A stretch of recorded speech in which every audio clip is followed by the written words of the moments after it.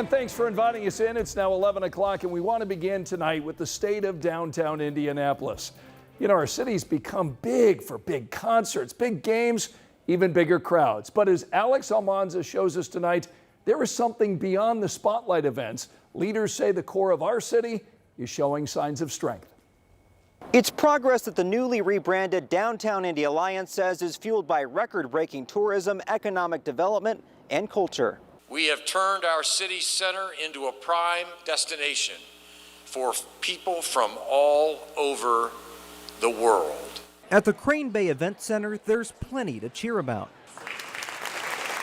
On Thursday, city and downtown leaders shared an update on the successes of downtown. Some of those highlights include $4 billion in planned development projects, improved perceptions of cleanliness from visitors and residents, and the launch of a Downtown Economic Enhancement District, or EED. But in order for it to continue to thrive, we really have to double down on the things that we're doing best to ensure that momentum continues, to continue to uplift downtown residents, to prioritize safety and cleanliness, the core functionalities that make downtown inviting.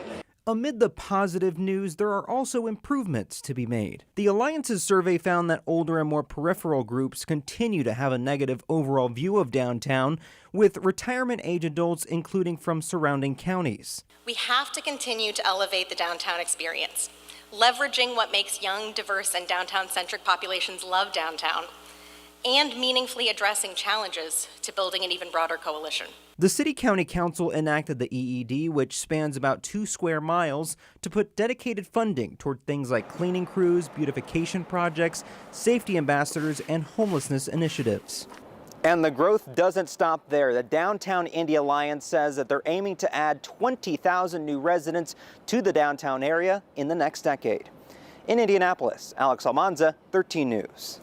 Tonight, we want to take a closer look at a massive law enforcement operation that landed 116 people in jail.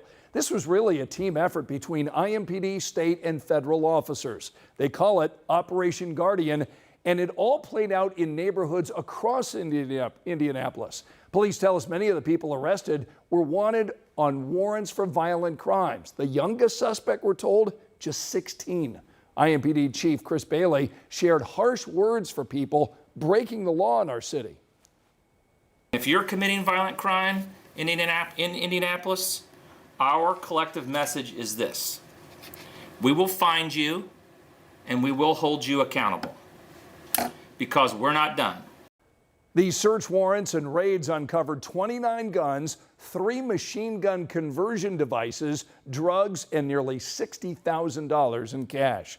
But Police Chief Bailey also said it's not just the numbers, it's about the impact. Police tell us one of those arrests is connected to a deadly shooting earlier this month in broad daylight. A 53-year-old man now in custody for the murder of 58-year-old Curtis Harris. Police found Harris dead inside of an apartment near 79th and Township Line Road around noon on September 10th.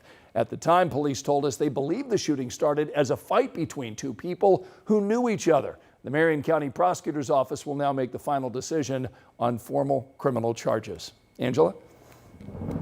Scott, good news so far. No fog developing yet. Visibility still 10 miles plus for all of central Indiana, but we will be on the lookout for some fog developing late tonight and early tomorrow morning. Temperatures already down into the 50s. 59 Kokomo, 59 Lafayette, 55 Greencastle, and 59 degrees in Bloomington and Bedford. Patchy fog. If that fog develops, we may end up with some school delays early tomorrow morning. Grab the jacket at the bus stop. Morning temperatures in the mid-50s. Sunny afternoon once we get rid of that patchy fog. Highs tomorrow in the upper 70s. Here's a look at the other stories making headlines right now. Tonight, a former substitute teacher in Morgan County is facing additional charges. Brittany Fortenberry is accused of sexual misconduct with several kids. Prosecutors added 3 more counts against Fortenberry, saying another teen boy came forward to his parents and police, saying Fortenberry gave him drugs and had sex with him. In all, there are 47 charges against Fortenberry. The Marion County coroner has just identified the man who was killed on a bike in Speedway. 51-year-old Michael Chaplin Jr. died last week. He was struck by a car near 30th and High School Road. Tonight we're working to learn if police have identified the driver involved. Tonight, Broad Ripple Middle School is looking a little nicer for students and staff. Dozens of volunteers worked to beautify the front entrance, all part of Lily's Global Day of Service. They also worked on the outdoor classroom. That's an area they're planning to use in the spring for 8th grade graduation. An iconic Westfield building will soon be on the move again. The Green Building started life in 1837 at State Road 32 and Union Street. And over the next couple of months, crews will begin work to allow for transportation to its new home near Basile Westfield Playhouse. Restoration efforts inside the building are already underway.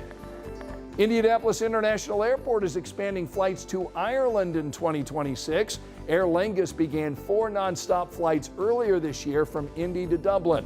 Beginning next April, that airline will add a 5th nonstop flight between the two cities and then continue it through the summer of 2026.